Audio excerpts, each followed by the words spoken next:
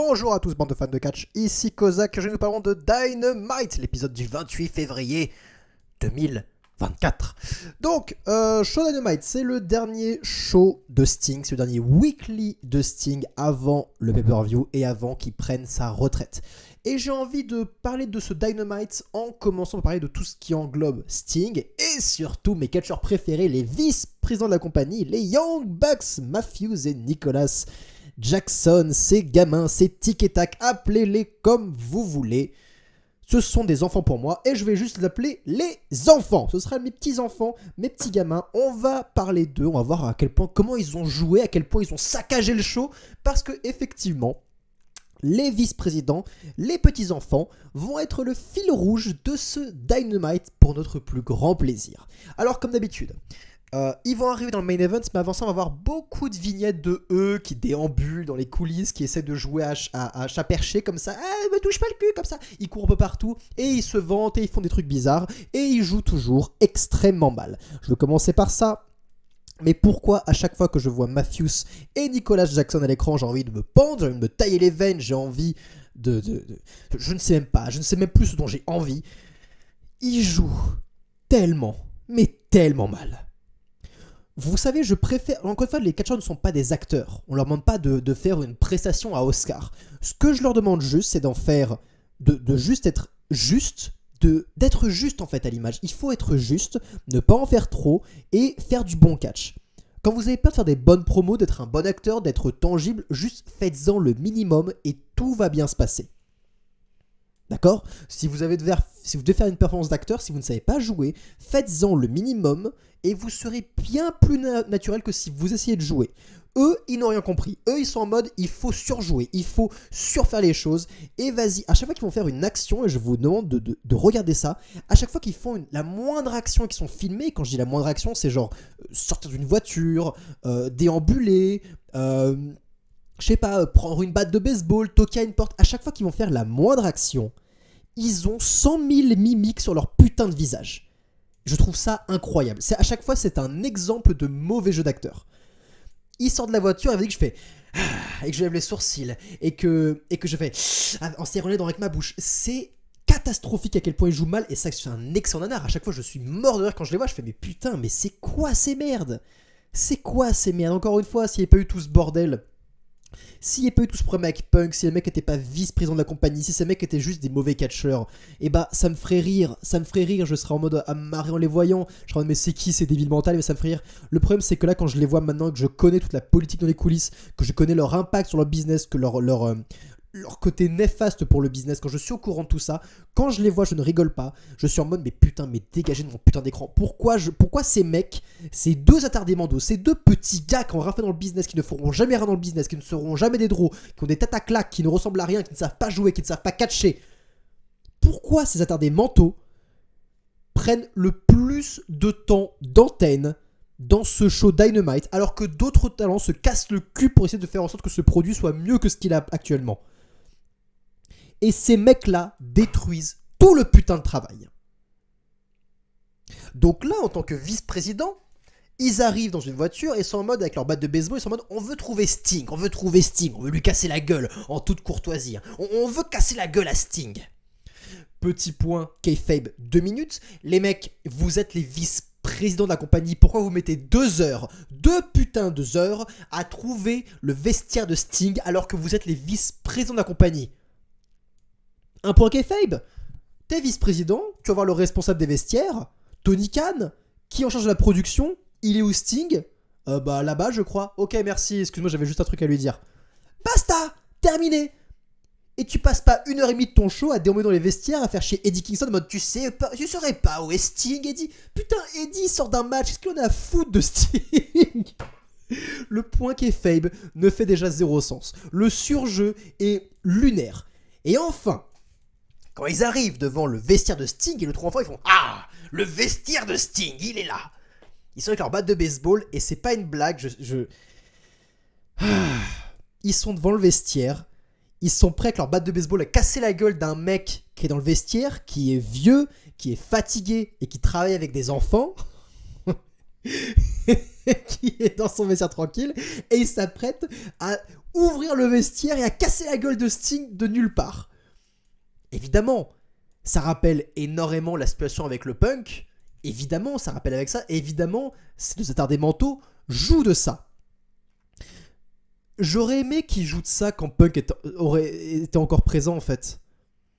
Pourquoi tous ces épisodes, ces personnages de Nick et Matt Jackson, qui sont vice-présidents, qui profitent de leur position, qui sont autoritaires, qui font des références à Punk, au fait qu'ils cassent les vestiaires, pourquoi tout cela ils ne le font que quand Punk est parti ?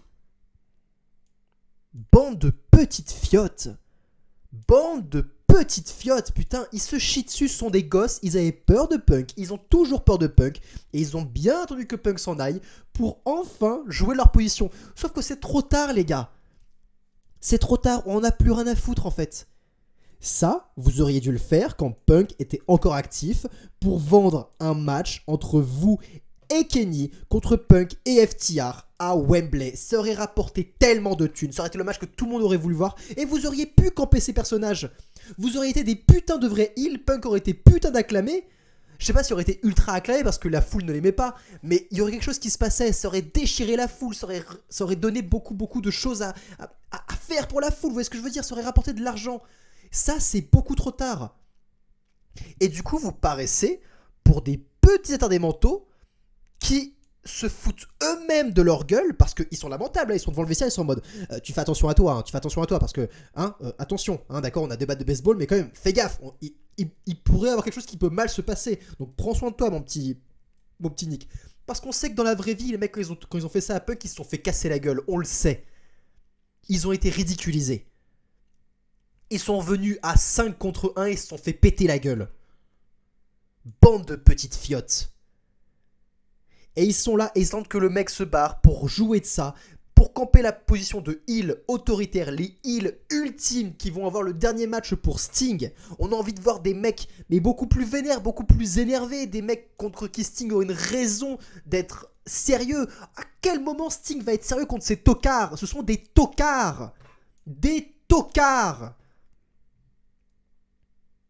Ils se foutent eux-mêmes de la gueule, je le redis, mais qui a envie de voir des heels misérables, pathétiques dans un programme qui se veut sérieux ? Personne n'a envie de voir ça. Personne écrit un scénario avec des heels, des antagonistes ridicules. Parce que ça ne fait rien vendre, parce que le public va se foutre de votre gueule, parce que le public n'a aucune raison d'avoir peur pour les protagonistes. Le public n'a aucune raison d'avoir peur pour Sting pour son dernier match. Aucune raison. Vous ne représentez pas une menace parce que vous avez été montré, vous avez été dévoileuse du public, parce que Punk vous a ridiculisé, Punk qui a 0-2 à l'UFC, qui, oh là là, le pauvre il sait pas se battre, il vous a pété les gueules. Il vous a pété la gueule à 1 contre 5, alors qu'il sortait d'un match, alors qu'il est vieux, qu'il est fatigué, qu'il avait un triceps déchiré, et il vous a pété la gueule. Bande de sous-merde.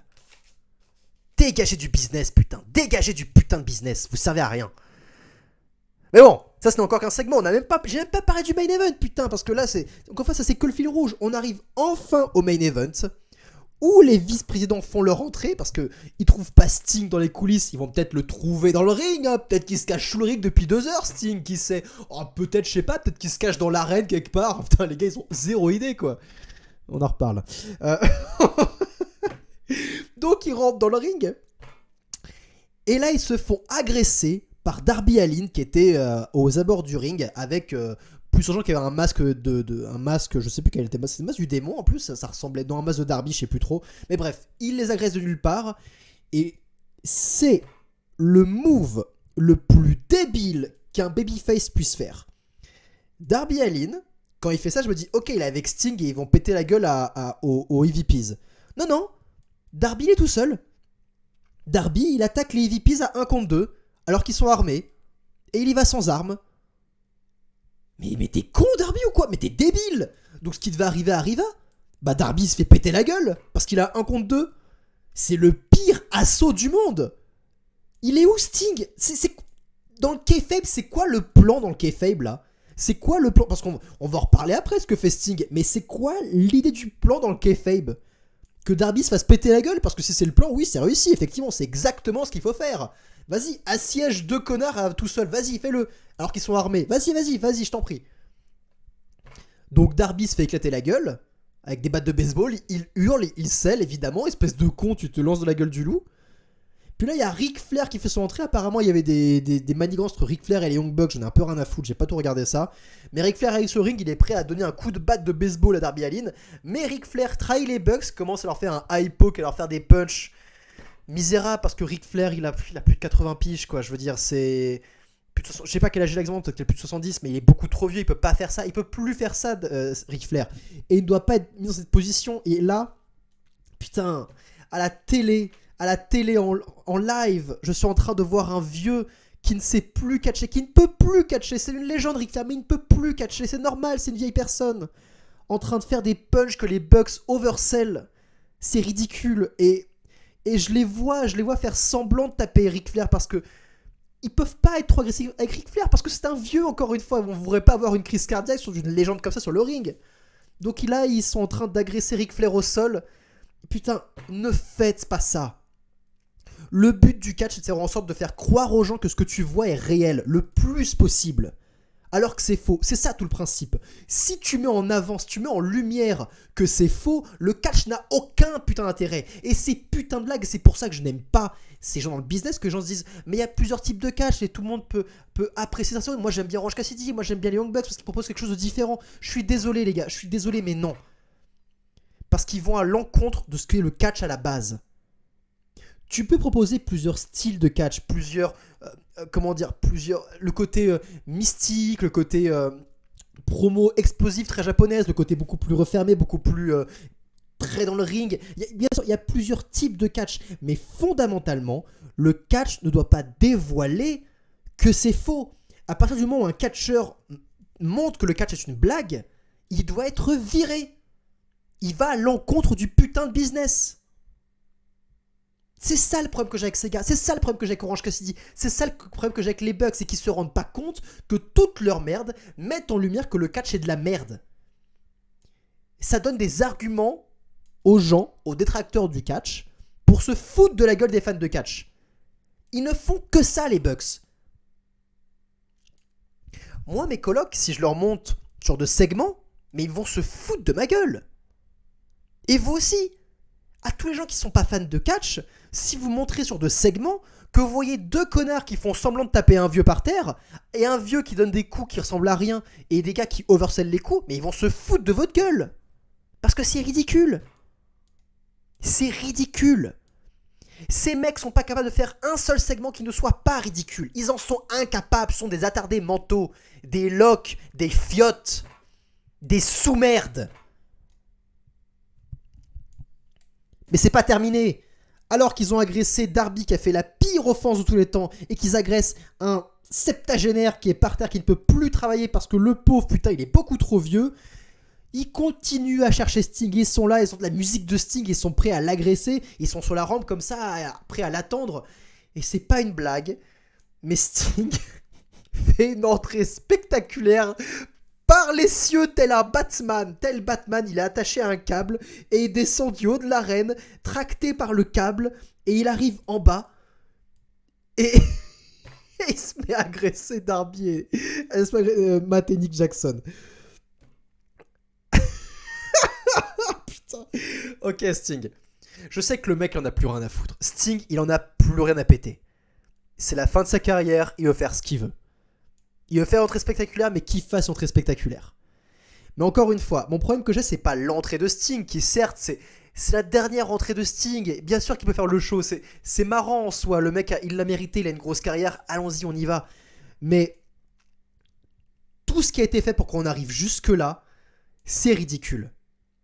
Dans le kayfabe, le plan de Sting et Darby ne fait aucun sens. Le plan de Sting et Darby, c'est que Darby se fasse péter la gueule, au risque de se faire péter les genoux, se faire péter la nuque, se faire péter tout ce que vous voulez, les mecs sont avec des battes de baseball.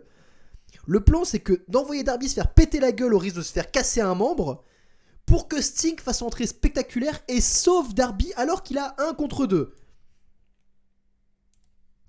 Ça ne fait aucun putain de sens. Et ça anéantit toute la classe et tout le prestige, tout le côté spectaculaire de l'entrée de Sting.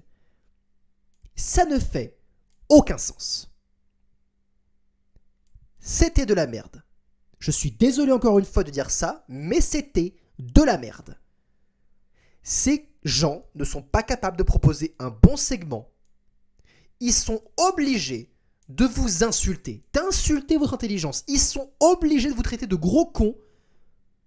Vous qui êtes fan de catch, vous n'avez rien demandé, vous êtes juste fan de catch, vous regardez un programme Dynamite, et eux ils vous crachent la gueule, vous insultent, ils disent « pauvre con, t'es trop nul, t'es trop débile, regarde ce qu'on fait. » Ils se foutent de votre putain de gueule.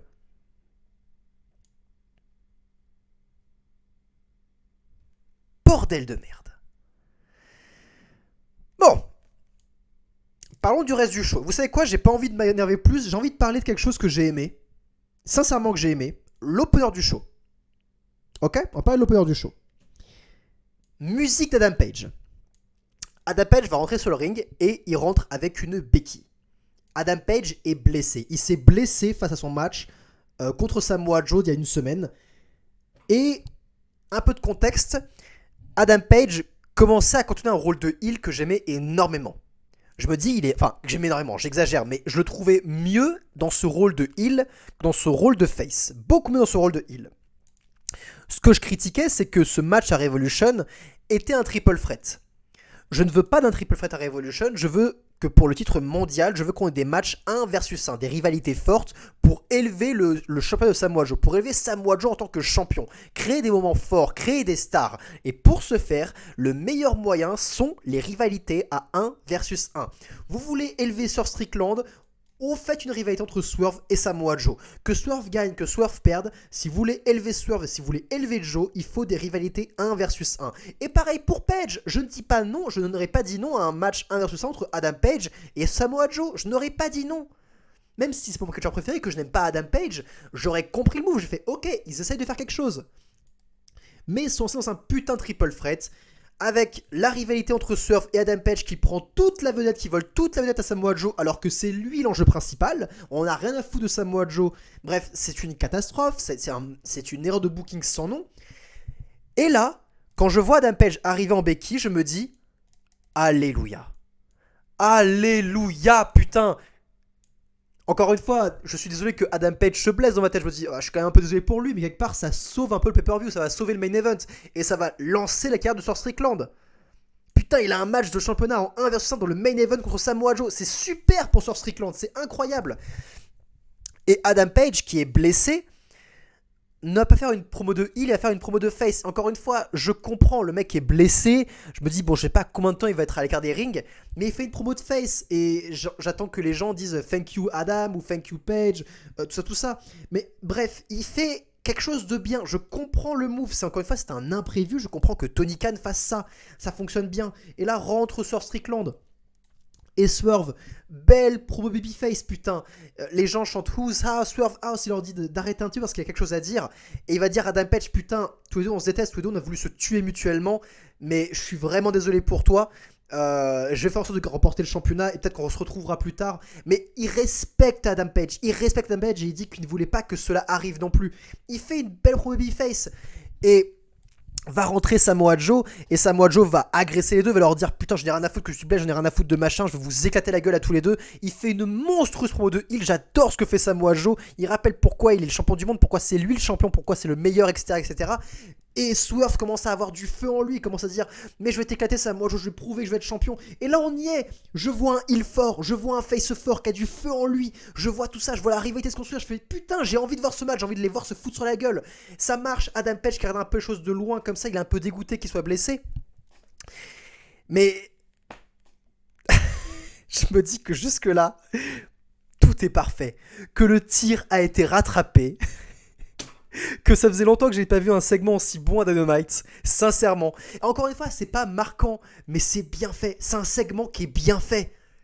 Sur le papier, c'est bien fait, putain. Et là, Adam Page prend sa béquille et pète la gueule à Swerve Strickland dans le dos. Sa jambe va parfaitement bien. Et il se met à agresser Adam Page. Il se met à agresser Swerve Strickland. Et là, je suis en mode... Mais putain de ta race! Non, on y était! On y était, putain! Pourquoi tu te blesses pas? Mais blesse-toi, enculé! Reste loin de ça, putain! Et oui, c'était un coup monté d'Adam Page. qui donc agresse Swerve et rentre bien dans le match.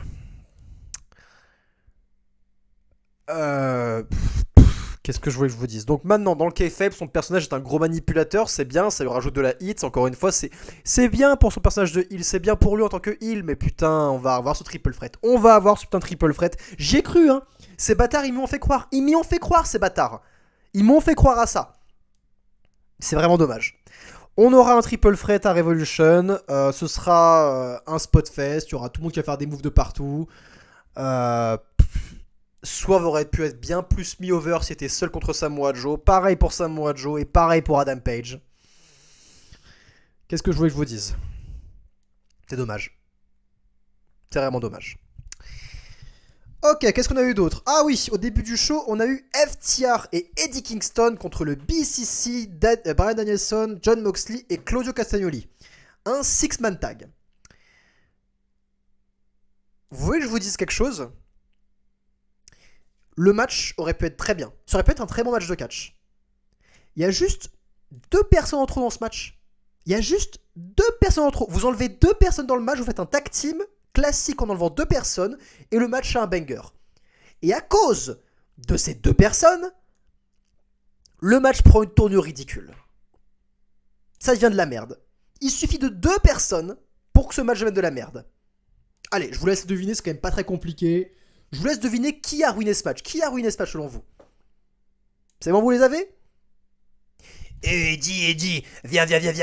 Tu vois ce qu'on va faire pendant le match? Alors, eux, ils vont faire leur truc FTR et tout, machin, ils vont être sympas. Moi, je suis avec Brian, je suis avec Claudio, on est cool, on est badass, tu vois. Alors, ce qu'on va faire, c'est pendant qu'ils font leur truc de tafiole, de catch et tout. Nous, on est là, puis on nocelle, tu vois. On nocelle, on est trop badass, et on ruine le match, tu vois. Et à un moment, j'ai une trop bonne idée, Eddie. À un moment, j'ai grave une bonne idée. Ce que tu vas faire, c'est que tu vas dire à FTR, à ces petits fiottes de FTR, de faire ton spot, là, tu le mets dans le coin, puis tu fais tes shops à 2 balles, tes shops qui sont nuls à chier, qui sont ridicules, là. Tu sais, la série de shops comme ça. Tu les fais, parce que c'est ce qui va être badass, c'est que quand le public fermera les yeux et entendra le son, ils auront l'impression d'écouter une levrette.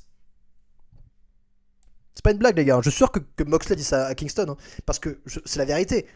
Quand ce match arrive, où je vois tous ces super talents, FTR, que je vois Claudio, que je vois Bryan Danielson se sortir les doigts du cul pour faire un bon match de catch et que tout est ruiné par un Moxley attardé qui ne scelle rien et un Eddie Kingston qui ne scelle rien non plus, qui sont là en mode allez vas-y frappe-moi dans le visage, ils se font frapper, ils sont là, ils vendent absolument pas les coups. Putain, Eddie Kingston, ce mec qui ressemble à un putain de livreur de pizza, qui ne ressemble à absolument rien, qui a pas de bras, qui a pas de physique, qui n'a absolument rien, qui se permet de nocelle des shops. Le mec, c'est pas Gunther, putain, le mec fait pas 3 mètres de haut. Il est pas invaincu, il a pas un règne exceptionnel, c'est pas Brock Lesnar. Eddie Kingston ne peut pas se permettre de nocelle des coups au vu de sa shape. Il ne peut pas se permettre. Il n'a pas le droit. Tous les autres lutteurs dans le ring ont une meilleure shape que Eddie Kingston. Ils ont des bras plus gros que Eddie Kingston. Même Bryan Danielson a des bras plus gros que Eddie Kingston. Le mec ne peut pas se permettre de nocelle les coups. Il n'a pas le droit. Et quand je vois, comme je disais, FTR faire le spot le plus ridicule de Eddie Kingston, qui croit que c'est un spot over, le fait de mettre l'adversaire dans un coin et commencer à faire les chops comme ça, à taper le torse du mec sans avoir aucun impact. Je vous jure, quand tu fermes les yeux, on dirait vraiment le son d'une levrette. La foule est silencieuse et t'entends. C'est gênant. C'est vraiment gênant. Le match est devenu de la merde. 2 personnes pour rendre un match ridicule, lamentable, alors que FTR est présent, que FTR fait un putain de boulot, que Bryan putain de Danielson est sur le ring, que Claudio putain de Castagnoli dans le ring. Le match est de la merde. Putain de sa race, mais c'est pas possible. Encore une fois, je le redis. Pourquoi ça m'énerve? Pourquoi j'en parle? Parce que ils ont tous les talents du monde. Ils ont tous les putains de meilleurs talents du monde. Ils ont toutes les cartes en main de faire un putain de bon show de catch. Ils ont même des exemples. Ils ont pas que des mecs bons dans le ring. Ils ont des excellentes promos, putain. Ils ont Samoa Joe. Sir Strickland a fait une bonne promo. Je sais que FTR sait faire des bonnes promos. Je sais que Bryan Danielson sait faire des bonnes promos. Ils ont plein de catcheurs qui ont le full package. Ils les ont entre les mains. Et ils saccagent tout le temps tout. Ils saccagent tout le temps tout ce qu'ils ont entre les mains. c'est exceptionnellement nul. Mais bon, on va parler du meilleur segment du show. On va parler du meilleur segment du show maintenant. Un segment que j'ai honnêtement, véritablement apprécié. Parce que tous ceux qui ont été dans le ring dans l'ordre de ce segment ont fait un très bon travail. Et je suis content parce que ce mec est nouveau, que ce mec, je ne le connais pas encore vraiment, qu'il a une chance de rendre le produit plus lumineux. En effet, on parle du meilleur catcheur au monde selon le Wrestling Observer Award, Will Ospreay, qui fait officiellement ses véritables débuts à l'AEW. En effet, Tony Schiavone est dans le ring et va dire à Will Ospreay de venir. Encore une fois, je rappelle le contexte. Je connais Will Ospreay de loin, de très loin. J'ai vu quelques-uns de ses matchs. J'ai vu les matchs qu'il a eu à Dynamite. J'ai vu ses matchs contre Kenny Omega, contre Chris Jericho. Je ne pense pas qu'il avait affaire aux meilleurs adversaires parce que pour moi, ces matchs étaient très bons d'un point de vue technique, mais il manquait d'émotion. Mais je pense que Will Ospreay face au bon adversaire, face à un bon heel, et lui en tant que bon face, avec un match beaucoup plus psychologique, moins spotfest, il y a vraiment quelque chose à faire avec Will Ospreay. Il y a vraiment quelque chose à faire avec Will Ospreay. Et cette promo me l'a prouvé. Parce que le mec a de la personnalité. Et ça faisait longtemps que j'ai pas vu un mec avoir autant de personnalité à la AEW. La manière de parler, la voix, les phrases choisies, il est assez unique. Et dès que j'ai entendu ça, j'étais un peu dérouté, j'ai fait « Tiens, il est différent ». Quand il parle, il est différent. Et d'un coup, je me suis dit, putain, j'aurais bien aimé voir ce mec dans des promos face à MJF, face à Punk à l'époque. J'aurais bien aimé, putain. Il y a peut-être quelque chose à faire, là. Et je me dis, putain, j'aime bien. Dans ma tête, je me dis juste, putain, Tony Khan, ne foire pas ça. Il va le foirer, qu'on soit pas d'accord. Il va foirer Will Ospreay. Il va le foirer. D'accord, c'est un spoiler. Il va le foirer. Mais dans ma tête, je me dis, putain, il y a un truc à polir. Il y a un truc à faire avec lui. C'est incroyable. Et il va affronter Konosuke Takeshita, un match qui n'a pas eu vraiment de build-up. Pourquoi ce match-là ? Parce que c'est Don Callis qui organise, parce que Will Ospreay fait partie de la Don Callis Family qui contient Powers Hobbs et Konosuke Takeshita. Et il a envie d'élever la Don Callis Family et montrer à quel point ce sont des bons catcheurs. Et il dit que qui gagne, ça n'a aucune importance. C'est la Don Callis qui va l'emporter au final. Don Callis fait cette promo. Don Callis a énormément de hits auprès de la foule. Et je me dis, putain, je suis en train de voir du catch là. Je vois un mec qui a une personnalité, qui a un bon face du coup. Je vois un Don Callis, un manager qui a énormément de hits. Putain, il y a quelque chose qui se passe là. Je vois derrière lui deux sbires, un mec énormément baraque, énormément musclé qui fait très peur, et un japonais qui est très sérieux, qui est très impassible, qui a une bonne gueule. Je veux dire, tous les mecs dans le ring là, ils sont uniques, ils ont un truc en eux. Et je le dis à chaque fois, j'aime bien Don Callis, j'aime beaucoup Hobbs, j'adore Takeshita, et je trouve maintenant sincèrement que Will Ospreay a quelque chose en lui. Je suis intrigué de ce que je vois. Je suis intéressé par un segment à Dynamite. C'est pas compliqué. Mettez les bonnes personnes dans le ring. Mettez les bonnes personnes dans le ring. Arrêtez le bullshit. N'en faites pas des caisses. Soyez sobre. Et hop, magie. Et le pire, c'est qu'on n'est pas dans le meilleur cas de figure.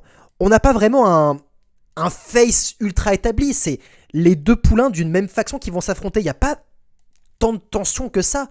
Et pourtant, alors que les deux, Takeshita et Will Ospreay, vont se serrer la main, la tension va commencer à émaner. Une sorte d'aura de tension va commencer à émaner de ces deux-là. Et Callis en mode, ok, on reste calme, on reste cool, voilà, c'est bien, vous faites du bon boulot. On sent qu'il est un peu paniqué par ce qui se passe. On sent que la situation va un peu dégénérer tout instant.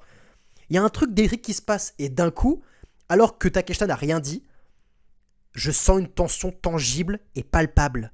Je la sens. Et qu'est-ce qui se passe dans ma tête ? Une envie de voir ce match.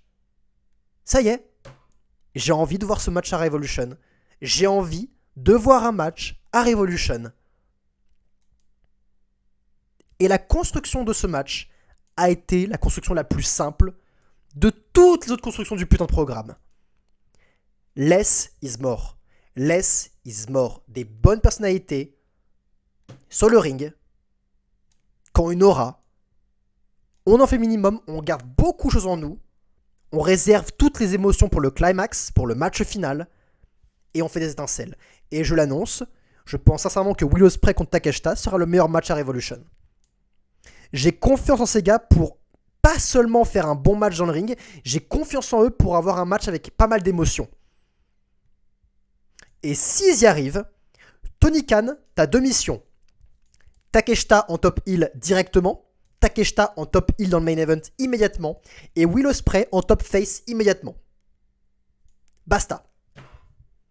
Parce que t'as pas 100 000 stars, et parce que si ces 2 mecs sont capables de livrer un bon match qui ont beaucoup d'émotions, c'est ces 2 mecs qu'il va falloir élever. Parce que sincèrement, quand je vais dans le ring, je me dis que ces mecs-là sont dans les 10 meilleurs lutteurs de la compagnie. Ils sont dans les 10 meilleurs catcheurs de toute la compagnie de la AEW. Basta. C'est bien. J'aime bien dire des bonnes choses de Dynamite. J'aime bien dire des bonnes choses de Dynamite. Ça fait plaisir. Pour le reste du show, on va évacuer parce que le reste c'est pas très intéressant. On a un match entre Orange Cassidy contre Nick Wayne. Vous savez ce que je pense d'Orange Cassidy, vous savez ce que je pense de Nick Wayne. Quand je vois les 2 mecs dans le ring, je me dis ok c'est mort, je skip. Donc j'ai skippé, désolé. Ensuite on a un match entre Chris Statlander contre Sky Blue. Et quand je vois ce match, quand je vois Julia Hart accompagner Sky Blue avec le titre et que je vois Chris Statlander sans titre, je pose une question que je n'ai pas posée depuis longtemps. Je me dis mais pourquoi en fait Statlander a perdu son titre ? Ça faisait longtemps que je m'étais pas posé la question, ça faisait longtemps que c'était évacué, que c'était acté. Pourquoi Statlander n'est pas champion de TBS en fait ? Ne me répondez pas parce que Julia Hart l'a battu, je sais que Julia Hart l'a battu. D'un point de vue politique, d'un point de vue écriture, pourquoi en tant que promoteur, en tant que booker, tu vas faire perdre Chris Statlander en fait ? Alors que c'est la meuf qui a détrôné Jade Cargill de son règne immortel incroyable. Et elle perd au bout de 2 mois, 3 mois, même pas, contre Julia Hart, dont personne n'a rien à péter, dans un triple threat, il me semble. Pourquoi, en fait ? Parce que Chris Statlander est 1000 fois meilleur, a 1000 fois le talent de Julia Hart et 1000 fois de talent de toutes les putains d'autres meufs du roster, qu'on soit bien d'accord. Pourquoi elle n'est pas championne ? Allez demander à Tony. Tony il le sait. Tony, dans sa tête, c'est logique, j'imagine. Bref, Sky Blue l'emporte avec une intervention de Julia Hart. Des techniques classiques de heal. On construit un face, on construit des heals. C'est logique, j'ai pas radé, mais c'est ok. Et on termine par mon catcheur préféré, Chris Jericho. Chris Jericho a un match à Dynamite, en weekly, dans des shows qui servent à builder des pay-per-view, qu'on soit pas d'accord. Et il affronte qui ? Il affronte Atlantis Junior.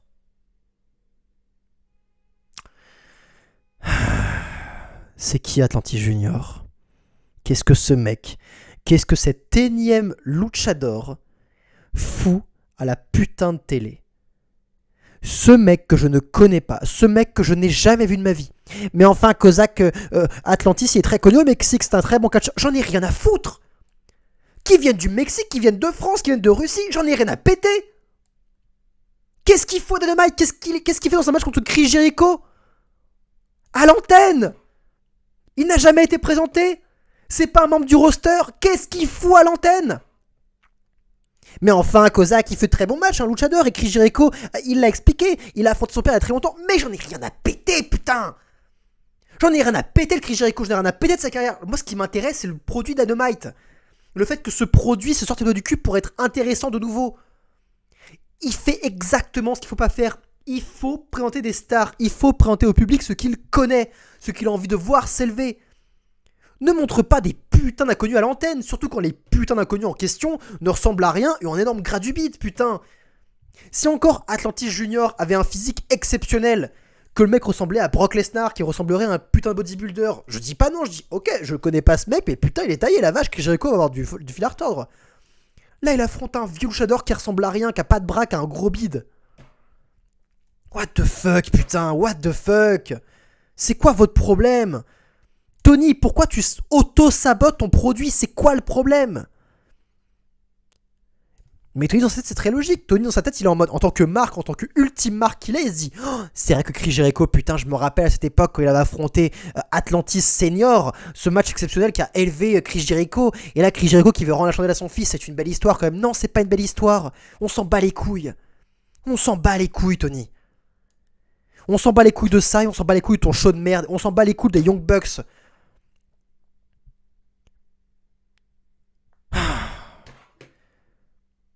Encore une fois, je vous le redis, pourquoi je parle Dynamite, pourquoi machin, pourquoi je m'énerve autant, parce que ça peut être un bon show. J'ai déjà vu des excellents épisodes de Dynamite. Je me rappelle à une époque, Dynamite était fantastique. J'adorais ce putain de show. J'adorais ce show à l'époque. Il y avait des défauts, il y avait beaucoup de défauts, mais il y avait un truc, il y avait des stars, il y avait quelque chose qui se passait putain dans ce putain de show. Là, c'est débile, c'est décision débile sur décision débile. Et tout le potentiel, je le vois chaque semaine. C'est ça qui m'énerve, c'est que je vois chaque semaine le potentiel. C'est là, sous mes yeux, je le ressens. Putain, cet opener avec Swerve et Samoa Joe qui ont fait leur promo, j'ai fait putain, il se passe quelque chose, j'ai envie de voir ce match. Et d'un coup, Adam Page revient, c'est un triple threat et ça saccage absolument tout, putain. C'est dingue. Demain, on se retrouve pour parler de la carte de Revolution, chers fans de catch. Alors prenez soin de vous d'ici là. C'était Kozak.